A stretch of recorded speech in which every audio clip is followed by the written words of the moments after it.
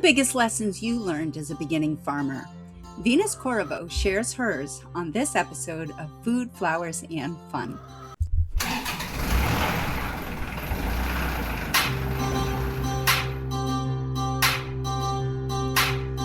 If you're the woman who does it all, farm work, housework, bookwork, homework, getting up at the break of dawn, this is the podcast for you. How do you multiply by fractions now? Get away from the cares of the day. Restock, rootstock, feedstock, seedstock. Chat with women around the world who raise food, flowers, and fun. With your host, Kay Castrataro. That's me. Welcome back to Food, Flowers, and Fun. I am your host, Kay Castrataro. As always, we are sponsored by Penlight for Farmers, helping you to create purposeful farm lives rich in time, energy, and abundance. You will notice the cat is hanging out, so Vavochka is here. Ignore him. We love him anyway.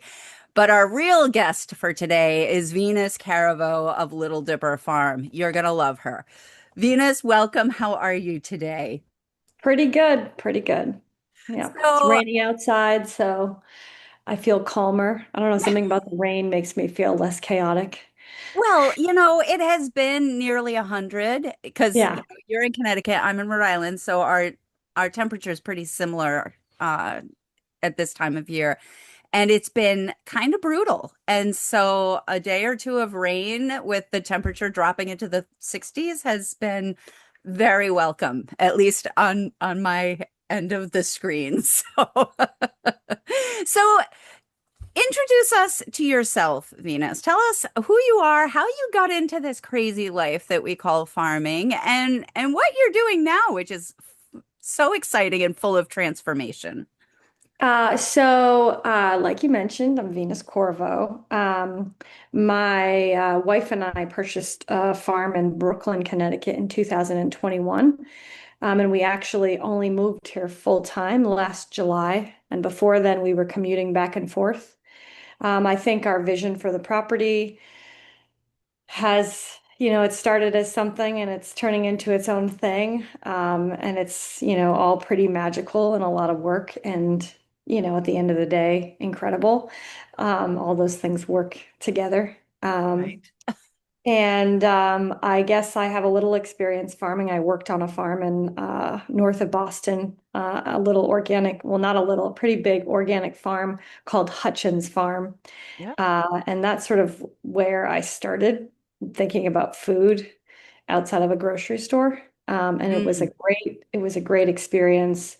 Everyone who worked there just had a love and appreciation for the environment and birds and food and insects and the way it all should work together. And so I sort of fell in love with sort of the process of growing food. That was the moment. And I loved it. It was super hard. So that sort of grew inside of me. And then, I continued. I worked in education for 20 years. And so that happened sort of in the middle of all of that. It was a kind of a spring to late fall job that I took just for the fun. It started as like well, I have my summer off. What should I do with myself?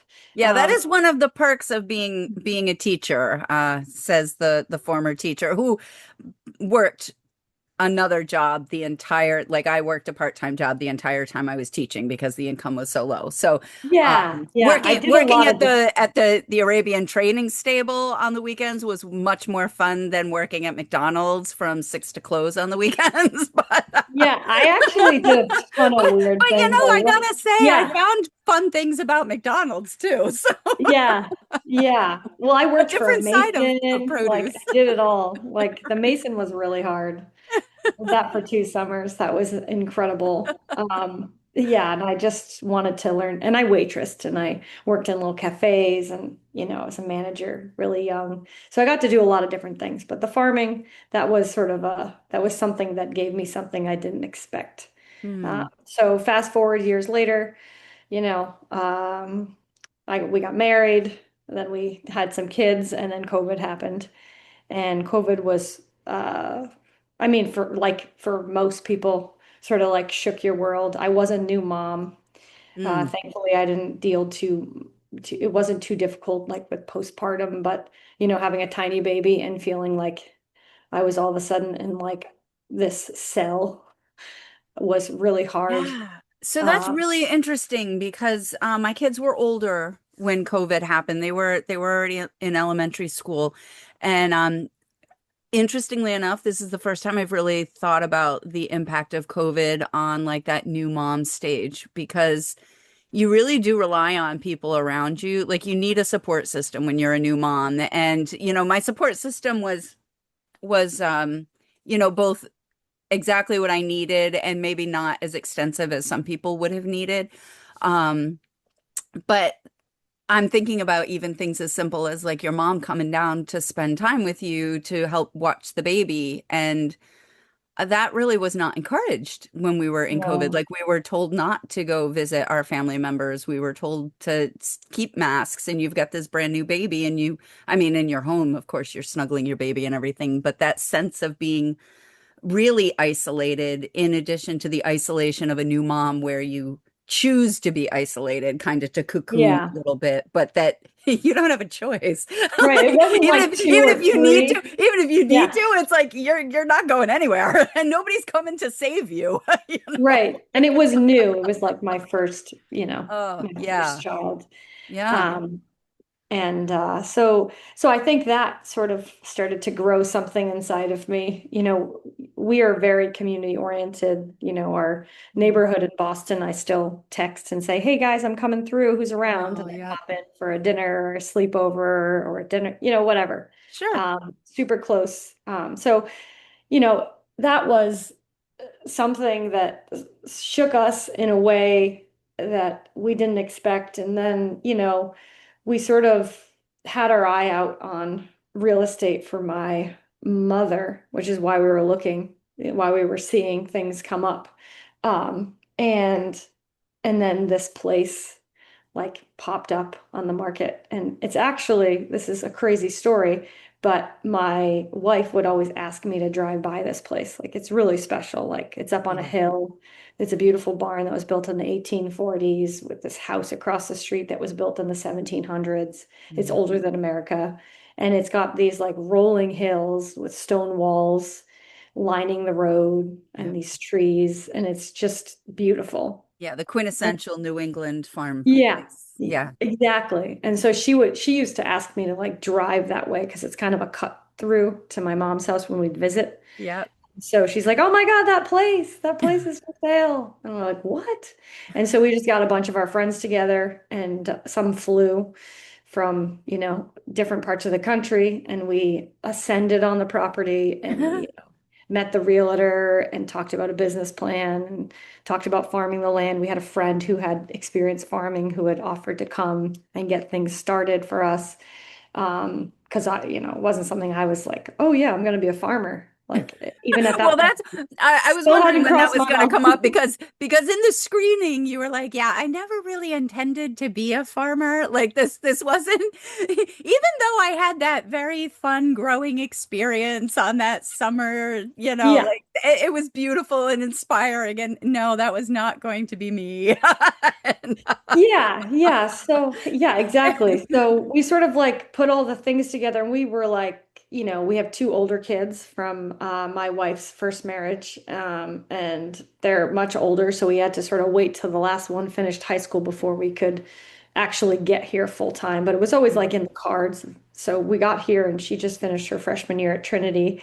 And it's just like one of those things where we sort of had this idea in our mind of what it was going to look like. And then, we had that farmer who did an amazing, incredible job, Sarah, getting everything, opening ground, getting things starting, planting an acre of elderberries, planting Wow. fruit trees. She really did a great job, sort of like laying down the foundation of what we sort of envisioned long term. We Yeah. just weren't thinking about over there. So she was here for 2 years, then she moved back to Wisconsin. And then we had some part-time folks. And then, last year when we moved here, we were working with someone part-time and super great guy, super awesome, but I was like, I want to learn what you're doing. Like, talk to me, like, what's going on? Yeah. And that's not really his forte. Like, I don't think he was interested in like educating. I think he just No, wanted well, we've talked about this on this show before that there are different types of farmers. There are like the farmers who know exactly what needs to be done. They go out, they want to do it themselves. There are the farmers who are willing to work for somebody else. And it's like, you tell me what to do and I'll go out and I'll do it, but I don't want to be the decision makers. And then you have these very special farmers who are I'm getting chills when I think about them. These farmer trainers, and they have a passion not only for farming but for passing on that knowledge and for actually training up the next generation. And that is a very special skill set where you come alongside of this person who might know nothing and you have the patience and the grace and the love for the whole process to teach Mhm. them and nurture them along. And not everybody has that. Like, and that doesn't make them No. bad people. It just means that that's not the type of farmer you are. And it's good to Yeah. acknowledge that.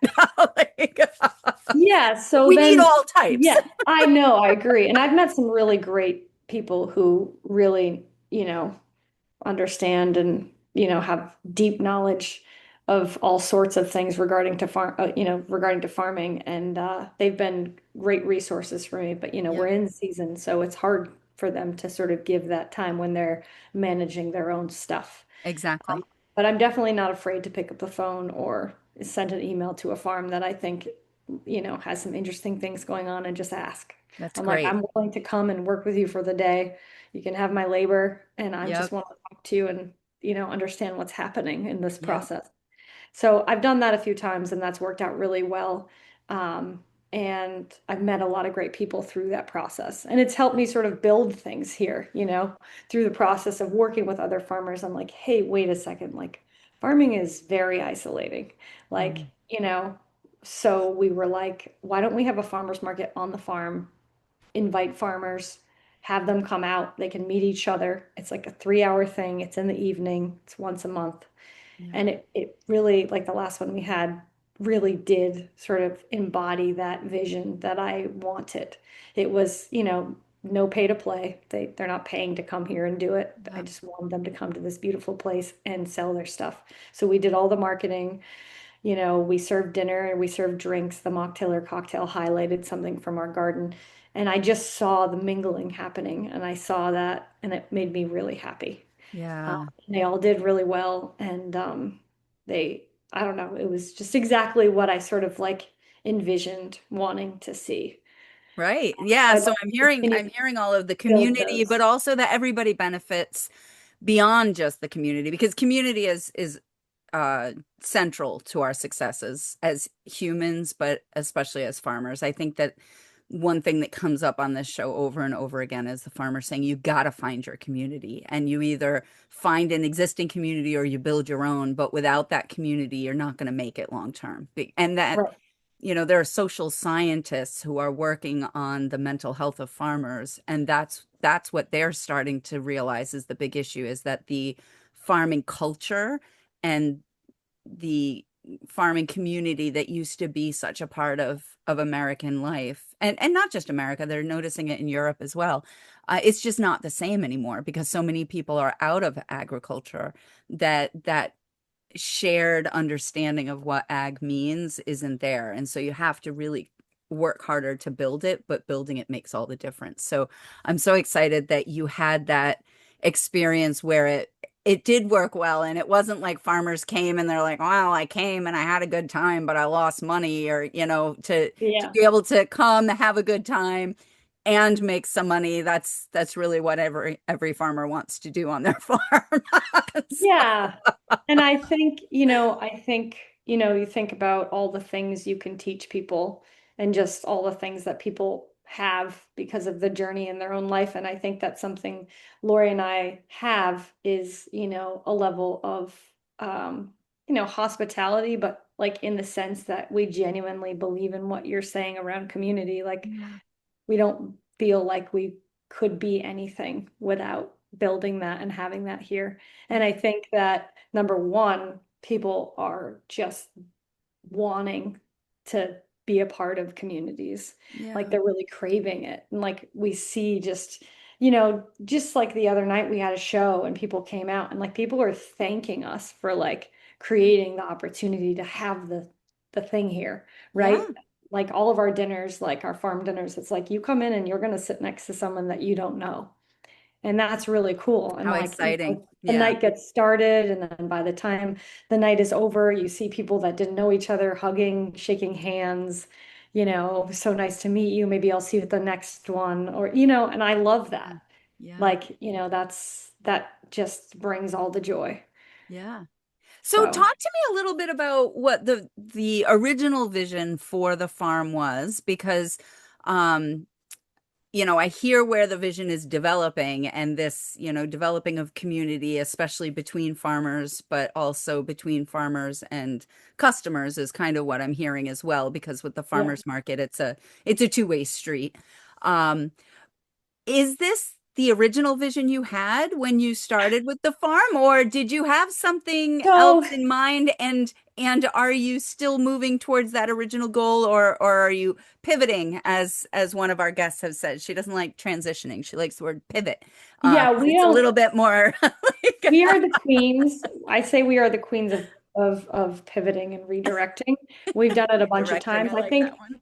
I think when we first got here, I think we really thought it was like the best idea ever to like, open a restaurant, right? So the Golden Lamb was here for 55 years Yep. and it closed its doors, I think, in 2018.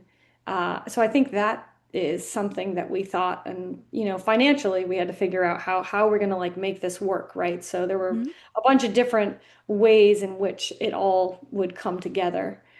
So we did have a restaurant for a year, and it did not work out. But I think it Can you was just share what about that didn't work out for you, if you don't mind, like no, no, whatever no. you feel comfortable, because I think I think it was too much too fast. hmm, I think now that we're here, I think I see the benefit and I see, listen, like when we got here, small towns don't really embrace change. And that's okay. I get I'm a it. slow adopter, so I hear you. There's a charm to places. People are worried about how it's going to impact them and their lives. People have moved here, people have lived here their whole life. And so um, I would say it was just too much, too fast. It was too big of a bite. I think Mm, now, having even just the last year, like what a difference it makes to live here and like walk by mm, the apple tree and the cherry tree and see the same neighbor drive by and wave to them. And, like see neighbors out in the community and see the neighbors at our farm. And just building that has created this, I feel it anyway. I feel like there has been sort of a calm and a rebuilding. And I mm. mean, because when we got here, I think people were like, who are these people? What are they going to do? Yeah. This is like the castle in the sky, you know? So I think it's been really nice to see the organic growth of just being here in this place and Mm, building this community slowly and thoughtfully versus jumping in and like let's start a restaurant. Like we weren't ready. Like people didn't mm. really know us. They didn't know what our vibe was. They didn't know what we wanted to do here.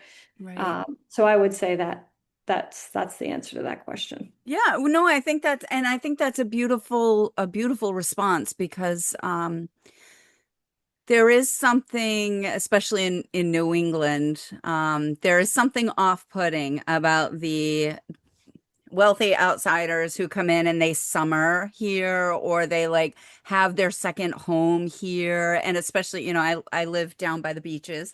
So, we've got Taylor Swift's got her mansion down in Westerly. And so it's like all these people that maybe come here once or twice a year, and yet they have almost an outsized sense of identity in the area. And the locals can get a little bit snarky about that. And they're kind of like, oh, those people who are just, taking advantage of what we have created here, and they're not really giving back. They're just extracting from us. And I'm not saying that that is the truth. I'm saying that that is a No, no, but perception. It is yeah, definitely a perception. And so when you have somebody, especially from the Boston area, and they're coming into little old Connecticut and they're gonna, change things, it feels to a lot of people like the outsiders are going to come in, they're going to show us how it's done, and we get our backs up.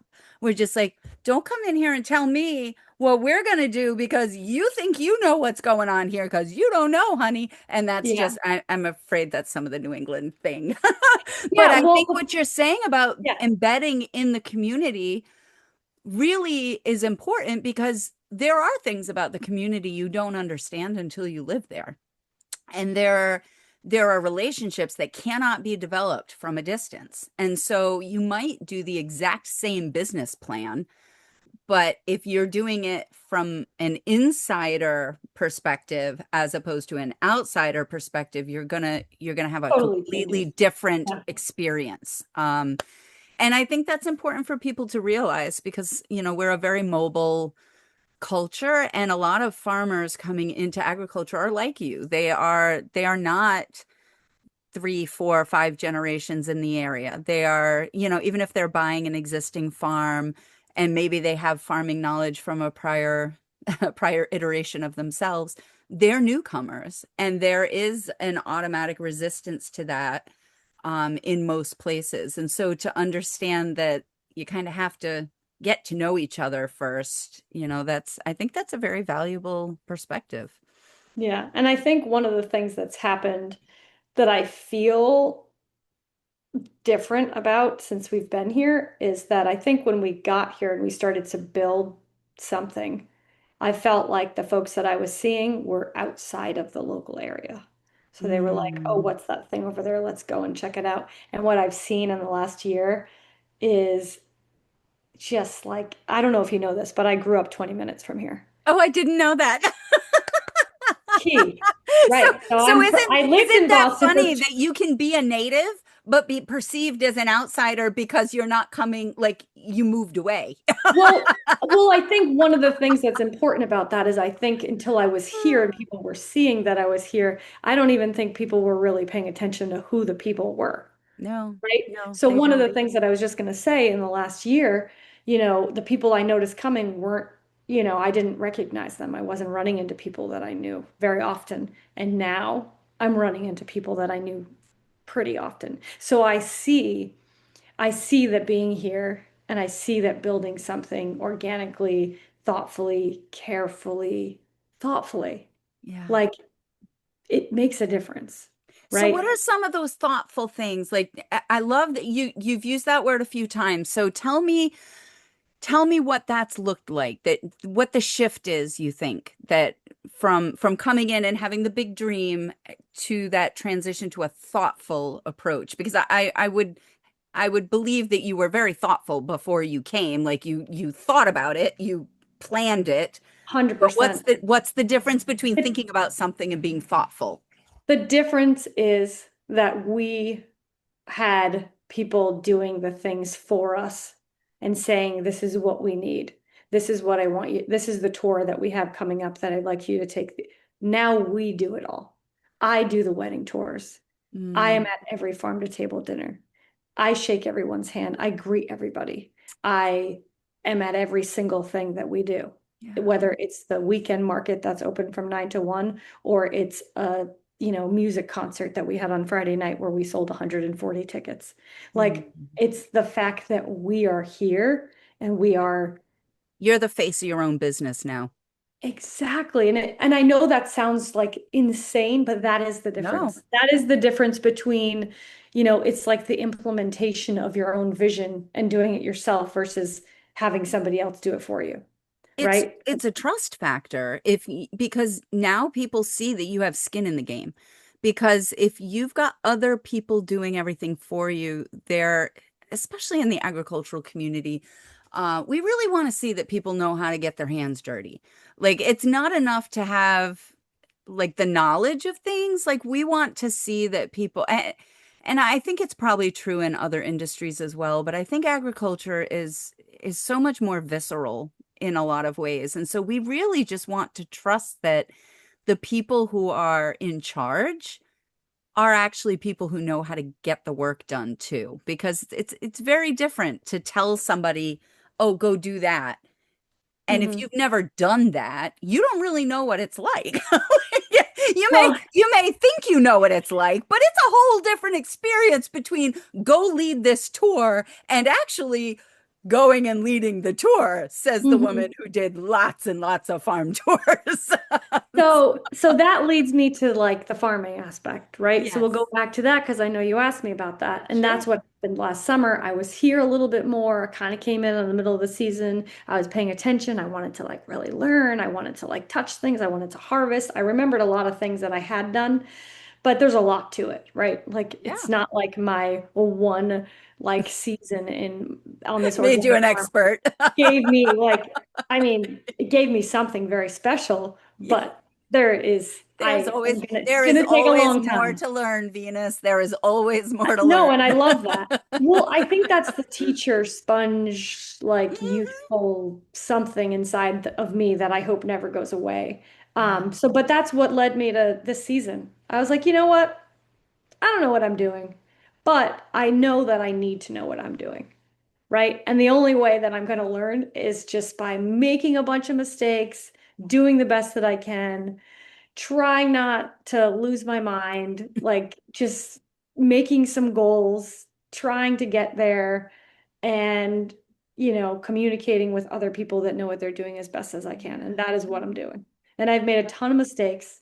I've been keeping meticulous notes because I am just that person paying attention to like, from start to harvest, like what happened, what am I doing, what's working. I've done some experimental growth patches where I did something different here and something different here. And I just was like, oh my God, like holy moly. Like, Totally. so So can you give us a for instance? Because yeah, I just think like that simple stuff. trialing, No, we call it 100%. trialing in the research Yeah, back so in my just simple extension things days. like the different kind of mulching that you can use.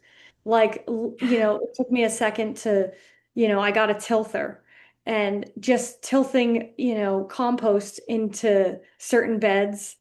The different mulching is a huge thing, like the different kind of mulching that you can do for the different vegetables with the Yeah. strawberries and the like understanding like the clean straw versus the wood chips versus the landscape fabric with the straw and the irrigation underneath without, like just all these different varieties of how to get the plants to grow. Just that in itself, Yes. the different ways to start your seeds. Did a Yeah. lot of experimental, like I tried some different pods, I did different sizes, I did different kinds of trays, I different, just the way I watered them, where they were, if they were under lights, if they were in the greenhouse, Yeah. just paying attention to all of these, so it's like hardening off. What the heck is that?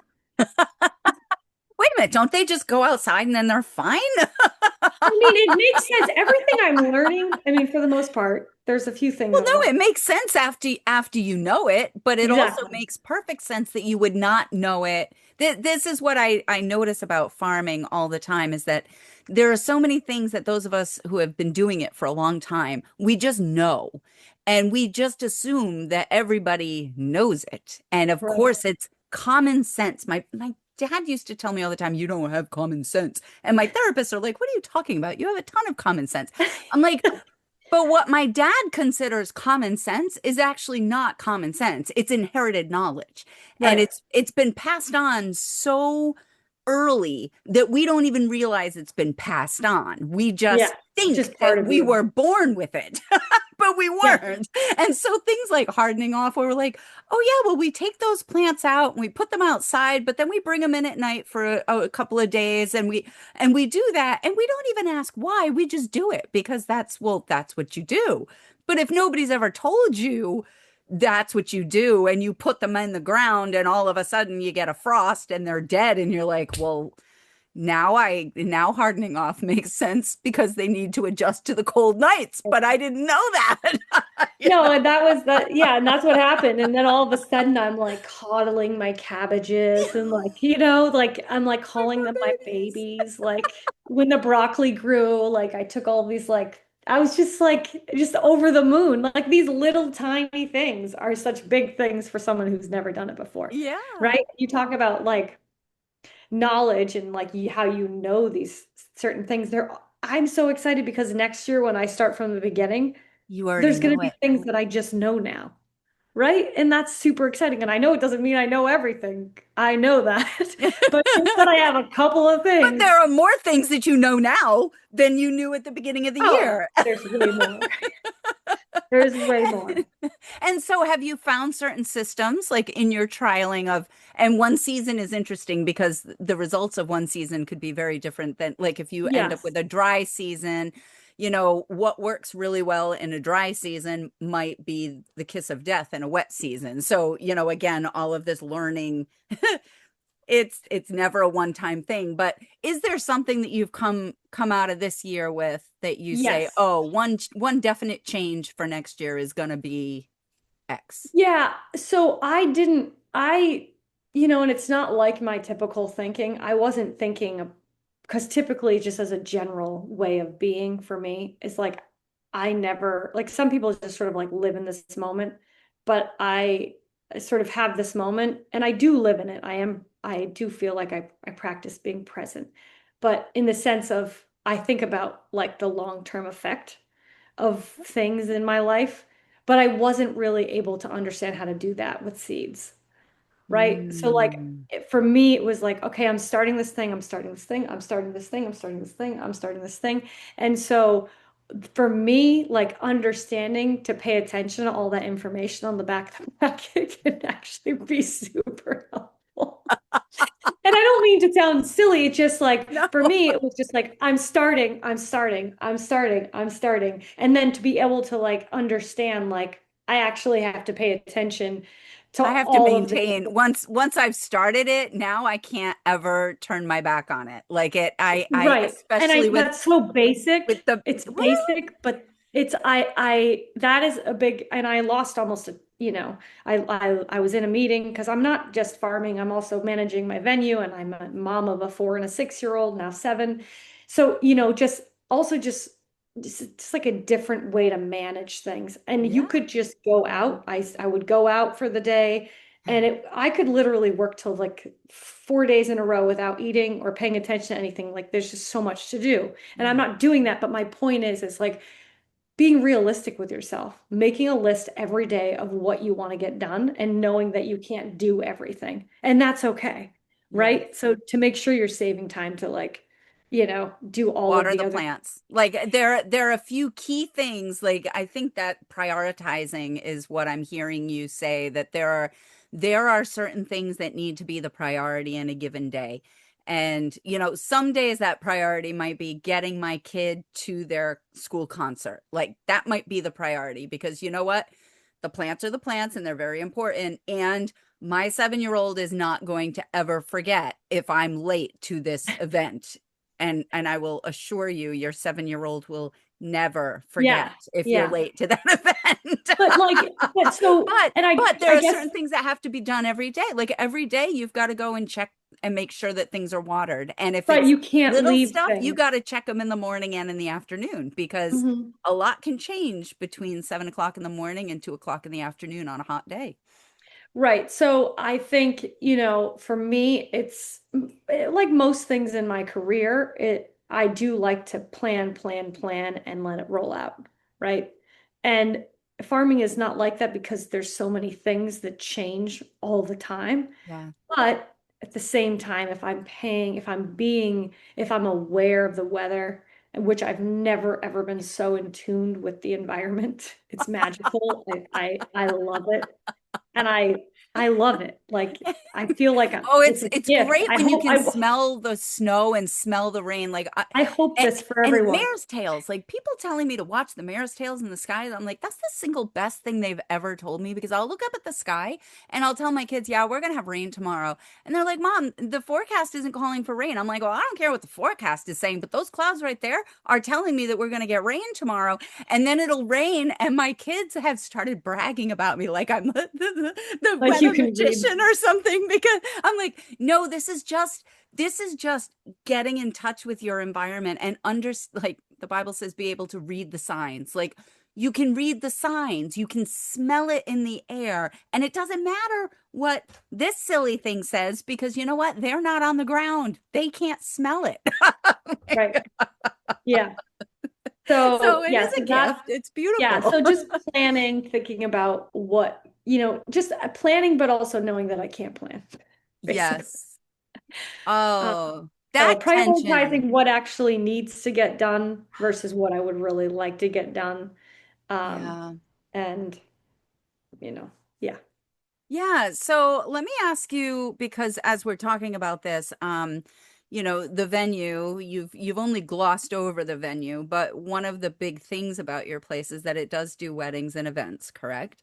Hmm. So, I mean, I always really respect people who do weddings because I feel like weddings are oh, you're either a wedding person or you're not. Like I feel like hosting weddings is a really special thing and not ever like I would not do well at it. I'm not detail oriented enough and I'm detail oriented but not in the kinds of things that make a good wedding venue. Like I'm not appearance detail oriented as you can tell. Like I'm just kind of I am who I am and I'm okay with that.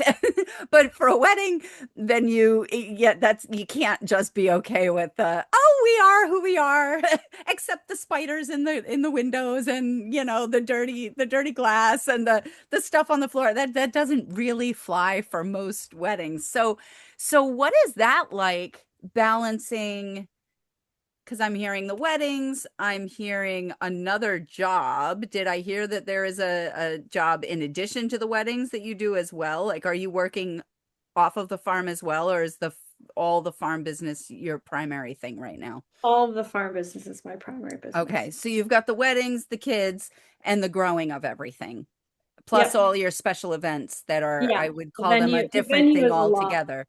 Yeah, we have a So, lot of events, organizing our festivals. We have three of those every year.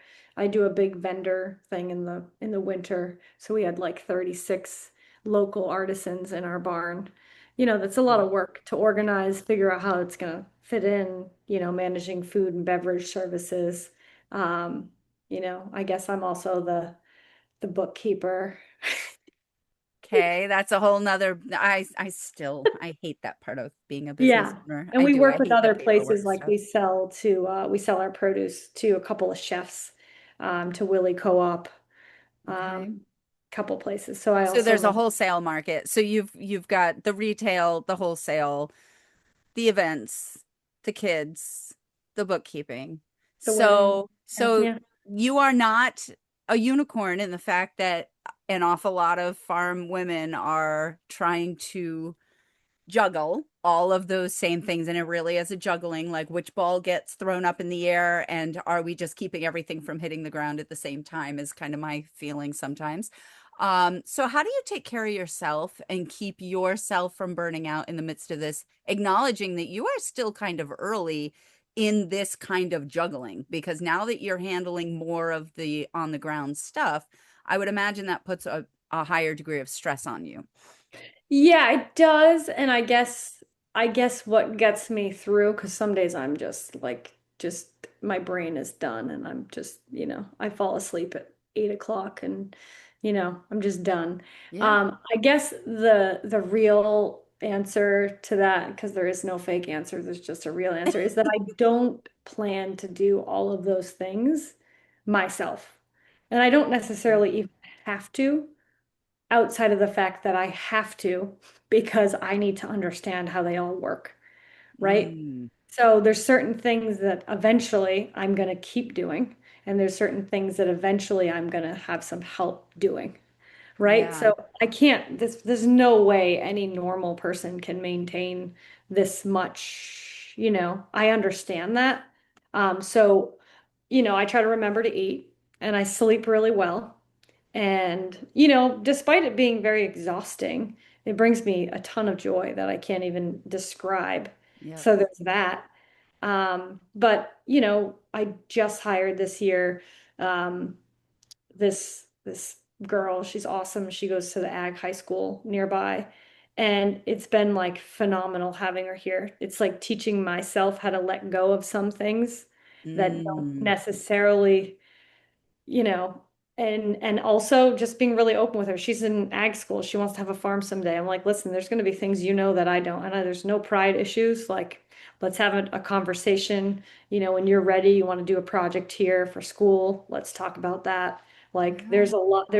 this is a two-way street. Like, I've had a lot of experience in life, and you want to do these things, and I want to be supportive to you.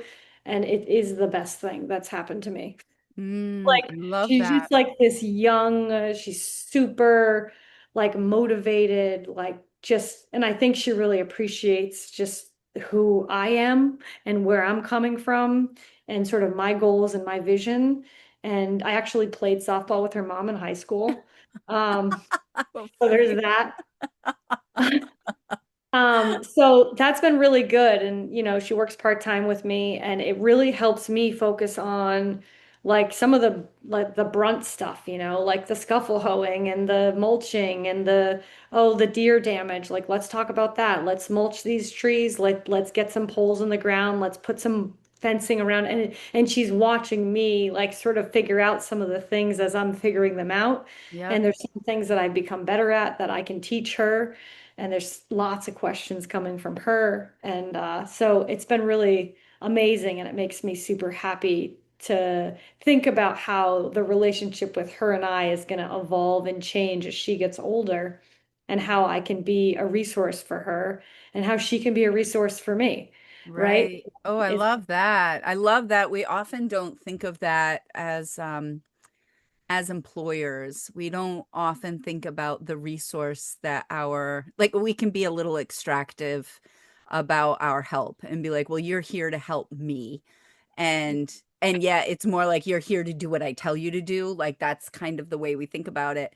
And we don't always have that reciprocity in our mindset that there are things that they can bring to the table that will actually make our businesses better, not just because they're doing what they're told, but because they're bringing an external perspective in there. And it doesn't mean we have to do everything our help tells us or suggests, because there are times where you're like, yeah, okay, that's not going to work for me. And it might be a really great idea for somebody Mhm. else, but I'm a firm believer that we got to start from the farmer themselves. So each farmer is going to have their own sense of priorities. And so not everything's going to work for every farmer. But to have somebody that you can bounce ideas off of and take their suggestions or their input with validity, to be like, oh, this is a valid perspective. Just because you're young, just because you're learning, doesn't mean you don't have something to offer as well. I love that. I love that Yeah, I humility would and never ever think teachableness. that. I think Yep. that's what I love so much about being in education for 20 years. Like my kids taught me more about the world than any parent has ever, Yeah. like Yeah. it's like if you allow that knowledge in, it's a magical thing, And I Yeah. thankfully maybe because of my parents, but I don't, I'm not closed. I'm wide open. Yeah. Yeah. I think it makes us better people. I really do. And I think it makes us better farmers because um there are always things we can learn. And if we're so stuck believing that we've figured it all out, we're gonna miss really great opportunities. Yeah. So I totally love that. So, what else do you have for help? Are you just working with her or have you hired other people? I mean, I'm thinking that venue. There are all kinds of things that I'd be like, I would love to farm this job off to other people, but I'm So curious as to how that works for you. So I feel like we've been pretty strategic about how we collaborate with other folks. So we do like revenue share with chefs, for example. So his Oh, team comes in and he manages, and there's no lease, there's no anybody getting stuck in something that maybe eventually we don't want to do. And yeah. that's sort of like how we're building off of the beginning, right? So Yeah. we started, we're like, oh, let's do this thing and this, but sort of being open and experimenting with different ways that things can work Yeah, has talk to me really. about how that works because I think that's a beautiful, I think the revenue sharing is a beautiful model. Mhm. So I'm curious as how is that working in practice, if you don't mind It's sharing, amazing. It tell us works what out that really looks well. like. So, obviously it requires like sitting down and talking about what do you need? This is what we need. This is what we want. This is our vision. You know, finding folks who are talented in their world of things, finding good chefs, and then coming up with a revenue share that's gonna allow them to use our space. We do all the marketing. We do all the tickets. Hmm.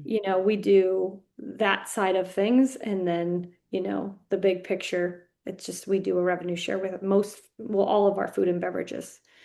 Who's ever coming in, it's like we're going to manage bringing the people for you. Um, and, it's not like they're advertising for us. We're Right. advertising for them and we're building this thing on this thing. Right. And And it's so I'm actually curious, when you did working the really farmers well. market, was that a revenue sharing No. model as well, or that was something different? No, some things are just because they need to happen, and some things are like need to happen, and we need to make sure that we're covering everybody, because things, facilities, It costs bathrooms, money. cleaning buildings. Yeah, Yeah. exactly. So it's working out really well. And it doesn't lock us into anything, right? It allows us to be fluid with who we work with. And it's a great model for what we're doing right now. Yeah. So, now I'm totally fascinated by this whole nuts and bolts kind of thing on how that works for like weddings. So, do you have a set of vendors that when somebody comes to you and they want to book a wedding, it's like, okay, well we can book the facility, but along with the facility, you have to understand that we're using one of our vendors for flowers, one of our vendors for food, one of our like, is that how it works? So not all the vendors do revenue share. For us, I think the barn and the events, you know, we really want to think about it as like there's like a venue fee, Yep. and then we do have a preferred caterer, and we always share, information about them. And that is a revenue share. But if Okay. somebody wants to use an outside vendor, I just need to make sure I take them on a tour and they understand how our facility works and we understand that it's full service only. Yeah. These are the things I've learned first few weddings, like, or big events that we had, the caterers would come in and they'd like leave their stuff everywhere. They'd leave early. There was nobody. And so now I know to make sure that I'm like asking all these questions, even like just all the stuff you need to know about insurance and getting one Yeah. day, policies. And I had to like sort of learn that as I was running. Sure. Yeah, So no, I think, and this is what I say about like doing weddings because there's so many moving parts. Like you can do events on your farm with very little.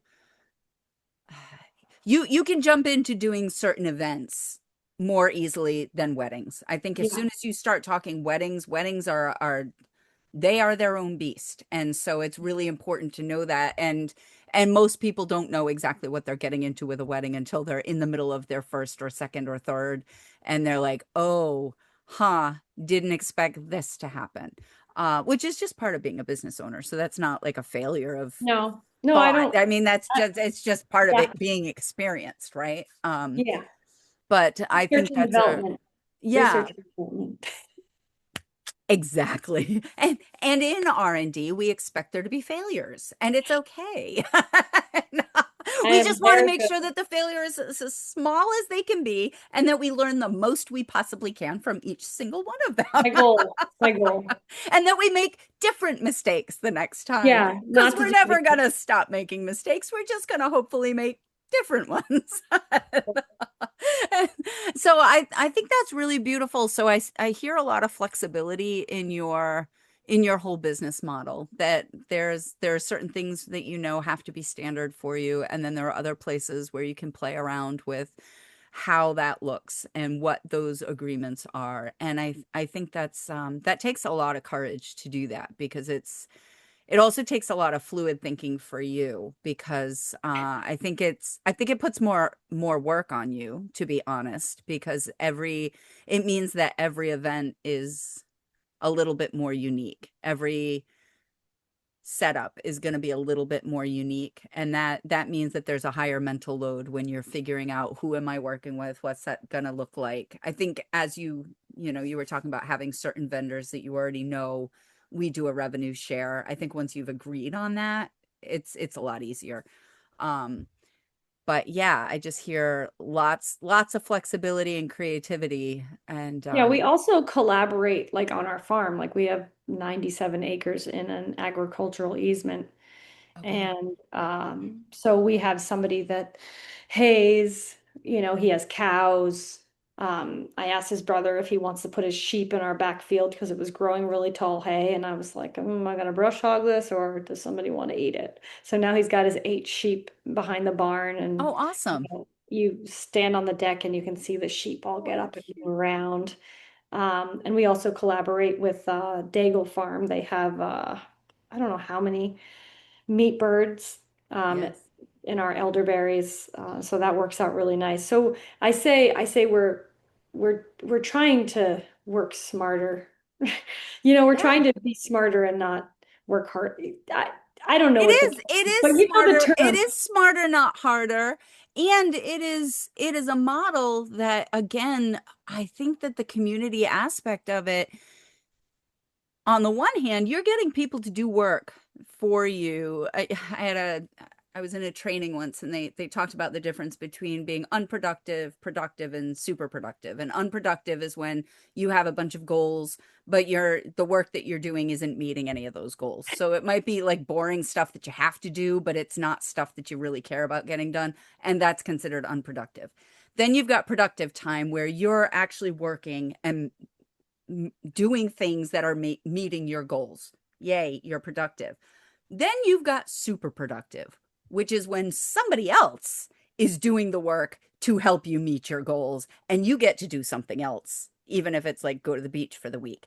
And so what I'm hearing is there's a whole lot of super productivity happening there for you, because when somebody else is haying that land, you don't have to manage that ground now. That ground is being taken care of. It's not growing up to brush. And he does amazing. Like he leaves the sides of the road beautiful. He cleans the walls. He So loves the place. he's treating it Probably beautifully. Yep. he's Yeah, he's I been loving this place longer than I've been loving this place. You know? so and then when you've got the sheep coming in, it's the same thing, but it's not only that each one of those, they're getting what they need as well. So they're being productive in that time. You're getting to be super productive. And the same thing with Daigle Farm. When they come in and their poultry are getting forage, that's great. They need to feed them. So they're feeding them, but you're also getting rid of pest pressure, you're getting rid of weeds, you're getting rid of all of these things.